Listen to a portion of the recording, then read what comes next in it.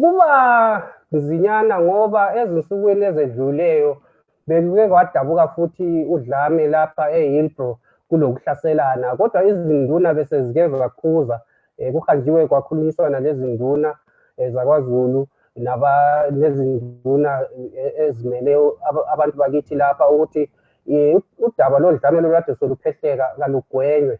Sethembe-ke ukuthi ngokukhothama kwesilo abantu bazokunanzelela futhi ukuthi singabantu banye ekuphetheleni kwendaba, futhi ngeke size silwisaniswe yizigebengu ezixhwalileyo emphakathini wethu. Nathi singamahlabezulu asizifuni lezi zigebenga, nathi sizifuna ngamehlo abomvu ukuthi kazibotshwe, zihanjiswe emthethweni, ziyefakwa amacala, zingene enkantolo, zijeziswe, ziye emajele.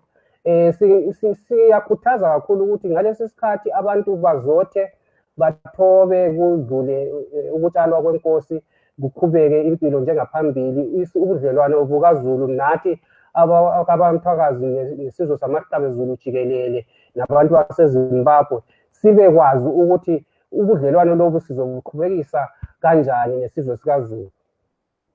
Lina lizahamba-ke lapho yabekwa khona?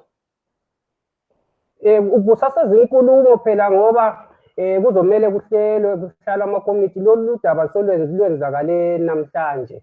Kuhle kakhulu kodwa ukuthi vele ma kwenzakale isigameko esingaka, isizwe sithumele amanxusa, sithumele nabantu abazohamba bayekhalela isizwe sakaZulu. Kuyinto vele eqondileyo kakhulu ukuthi lokho kwenziwe ngoba ubudlelwano bethu bulabo khokho phakathi. Kusho ukuthi nathi nje siyisizwe ikakhulu seZimbabwe, futhi sesikhangela nemisebenzi yakhe ayenze qho kithi eqophe thina, esenzela thina. Kubalulekile kakhulu ukuthi simhloniphe kulelo zinga.